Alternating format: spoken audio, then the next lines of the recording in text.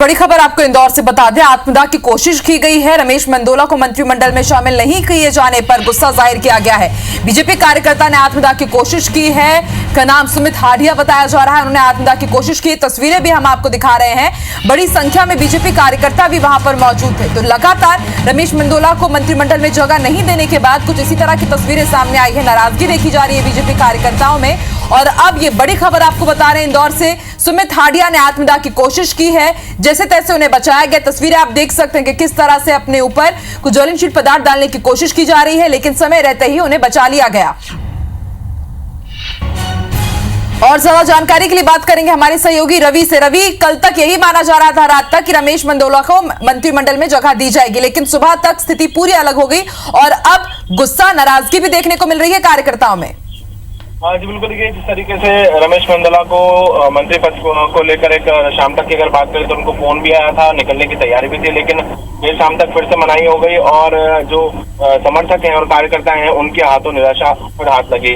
लगातार अगर बात की जाए तो इसके पहले भी जब बीजेपी की सरकार रही और मंत्रिमंडल विस्तार रहा है, उस समय भी चर्चाओं में काफी रमेश मेंदोला का नाम रहता था, क्योंकि वे मध्य प्रदेश में सबसे ज्यादा वोटों से जीतने वाले हमेशा के बीजेपी के विधायक रहे हैं। और ऐसे में मंत्रिमंडल विस्तार में उनको जगह न मिलने से कार्यकर्ताओं में काफी रोष देखने को मिला है। उसी के तहत सुमित हाडिया नाम का एक कार्यकर्ता है, बीजेपी कार्यकर्ता, जिसने बीजेपी कार्यालय के बाहर ही खुद पर केरोसिन डालकर आत्मदाह करने का प्रयास किया। गनीमत यह रही कि मौके पर काफी कार्यकर्ता मौजूद थे और उन्होंने उसके हाथ से माचिस और जो केरोसिन की बोतल है उसको छीना और उसको वहां से लेकर रवाना हो गए। लेकिन फिलहाल जिस तरीके की तस्वीरें सामने आ रही है उससे साफ तौर पर जो जितने भी कार्यकर्ता हैं उनका गुस्सा ये साफ तौर पर देखा जा सकता है कि रमेश मेंदोला को यदि मंत्रिमंडल में शामिल नहीं किया गया है तो साफ तौर पर खासा नाराजगी जो है अब धीरे धीरे करके जितने भी कार्यकर्ता हैं उनमें देखने को मिल रही है। सोशल मीडिया की बात करें, इस प्रकार के आत्मदाह की बात करें, अब बड़ी संख्या में कार्यकर्ताओं में नाराजगी देखने को मिल रही है। शुक्रिया रवि पूरी जानकारी के लिए।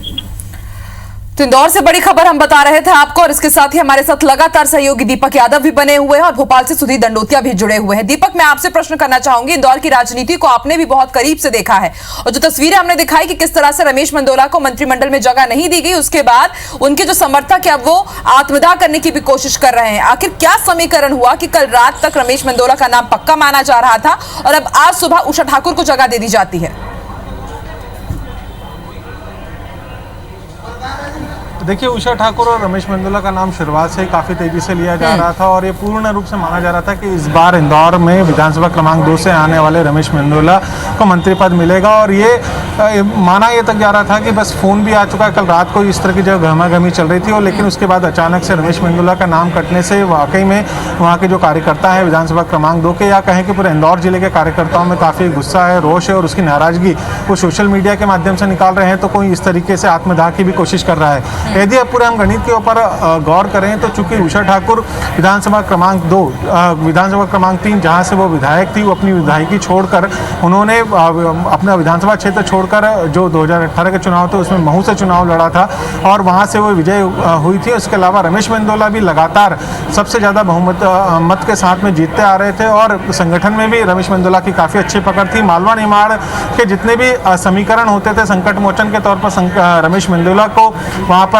भेजा जाता था। अभी भी रमेश मेंदोला सांवेर उपचुनाव के जो है प्रभारी के तौर पर काम कर रहे हैं और लगातार तुलसी सिलावट के साथ में मिलकर काम कर रहे हैं। लेकिन अब रमेश मेंदोला को मंत्री पद नहीं मिलना, कहीं ना कहीं उसकी वजह से कार्यकर्ताओं में नाराजगी। और पहली बार के मंत्री पदों के नाम बात करें यार, यदि देखा जाए लोकसभा वार, तो इंदौर लोकसभा से केवल एकमात्र तुलसी सिलावटी विधायक है, जबकि महू विधानसभा, धार विधानसभा लोकसभा क्षेत्र के अंतर्गत आता है, जहाँ से राज्यवर्धन दत्ती गाँव जो बदनावर से आते हैं उन्हें मंत्री पद मिला है। तो वहीं धार लोकसभा में ही महू विधानसभा सीट से उषा ठाकुर को बनाया गया। हालांकि उषा ठाकुर की बात की जाए तो संघ का एक बड़ा धड़ा उषा ठाकुर के पक्ष में था और उषा ठाकुर को उसका प्रतिसाद भी मिला और उन्हें मंत्री पद के तौर पर शपथ दिलाई गई। लेकिन रमेश मेंदोला के लिए कैलाश विजयवर्गीय लगातार उनके सबसे बड़े समर्थक माने जाते हैं और कैलाश विजयवर्गीय की तरफ से भी काफ़ी पैरवी की जा रही थी। लेकिन संगठन की तरफ से जो फार्मूला तय किया गया था उस फार्मूले में शायद रमेश मेंदोला फिट नहीं बैठ रहे थे और इसी वजह से इस बार उन्हें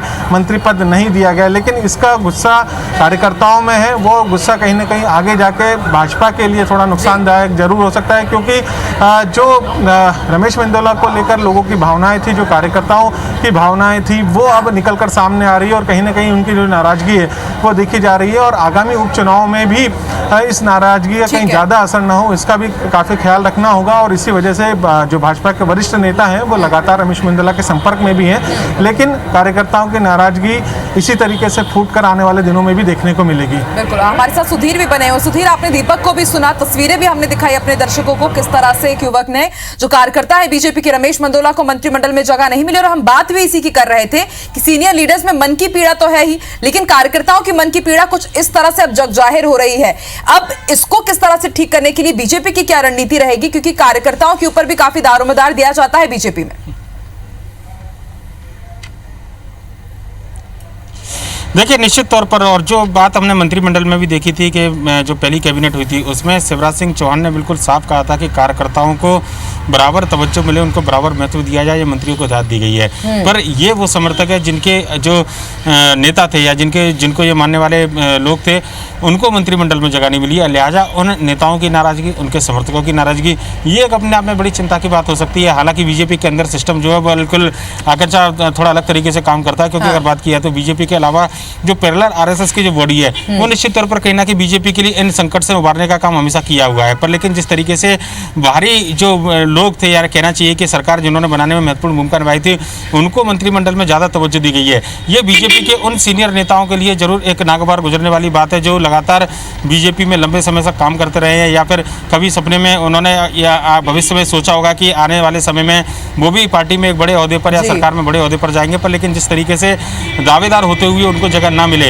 ये निश्चित तौर पर कहीं ना कहीं हताशा और निराशा जो है वो बिल्कुल साफ जाहिर करती है। कार्यकर्ताओं का ही निराशा है, कार्यकर्ताओं की हताशा है जो नेताओं के ऊपर हमेशा प्रेशर बनाती है कि इनके कार्यकर्ता अगर इस तरीके से निराश है तो वो किस तरीके से अपने क्षेत्र में कार्यकर्ताओं के बीच में काम करेंगे। ये जो समझाइश है, ये सबसे बड़ी समझाइश है। इस डैमेज कंट्रोल को करना बीजेपी के लिए सबसे बड़ी चुनौती रहेगा। अगर बीजेपी उपचुनाव से पहले ये डैमेज कंट्रोल नहीं कर पाती है तो निश्चित तौर पर इसका खामियाजा भुगतना होगा। मैं एक तस्वीर आपको दिखाना चाहूंगा। आकांक्षा, इस समय मैं विधायक विश्राम गृह में हूँ और कोरोना के बाद में अगर आप देखेंगे तो पीछे कुछ गाड़ियों का जमावड़ा लगा है। ये वो जगह है जहाँ पर राजवर्धन दत्तीगांव और भारत सिंह कुशवाहा और कई विधायक जो आज मंत्री बने हैं इसी लाइन में विधायक विश्राम गृह में रहा करते थे। पर लेकिन इन्हीं के जो बेंचर्स थे, या कहना चाहिए कि इन्हीं के साथ के इनसे आगे वाली बेंच या सीनियर जो नेता थे जिनको मंत्रिमंडल में जगह नहीं मिली है, उनके घर के बाहर अगर मैं दिखाना चाहूँ कि कई ऐसे दावेदार और नेता थे, आप देखेंगे सन्नाटा। ये दाईं ओर अगर मेरे कार्यकर्ताओं की भीड़ है तो बाईं ओर सन्नाटा भी बिल्कुल साफ नजर आता है। ये बिल्कुल साफ दर्शाता है कि जो उत्साह और जो कहना चाहिए कि जश्न जो है वो निश्चित तौर पर और ज़्यादा हतोत्साहित करता है ऐसे नेताओं को जो दावेदारी के बाद में निकल कर नहीं आए थे। और शायद इस बात को मुख्यमंत्री शिवराज सिंह चौहान बहुत अच्छे से समझते थे और ये भी जाती कैबिनेट की बैठक में उन्होंने सख्त हिदायत दी। एक तो कोरोना चल रहा है, लिहाजा दूरी बनाकर रखें, स्वागत सत्कार से दूर रखें, क्योंकि ये ऐसी चीज़ें हैं कि जितना आप करोगे उतना उनके साथी जिनको स्थान नहीं मिला है वो अपने आप में थोड़ा सा उपेक्षित वैसे जरूर करेंगे। और ये चुनौती बीजेपी के लिए आने वाले समय में जरूर बढ़ने वाली है। बिल्कुल सुधीर, मंत्रिमंडल का विस्तार तो हो चुका है, अब डैमेज कंट्रोल किस तरह से बीजेपी करती है और संगठन किस तरह से करता है वो देखना होगा, क्योंकि इसका कहीं ना कहीं खामियाजा शायद उपचुनाव में भी भुगतना पड़ सकता है बीजेपी को। आप दोनों का ही शुक्रिया पूरी जानकारी के लिए, इन्फॉर्मेशन के लिए।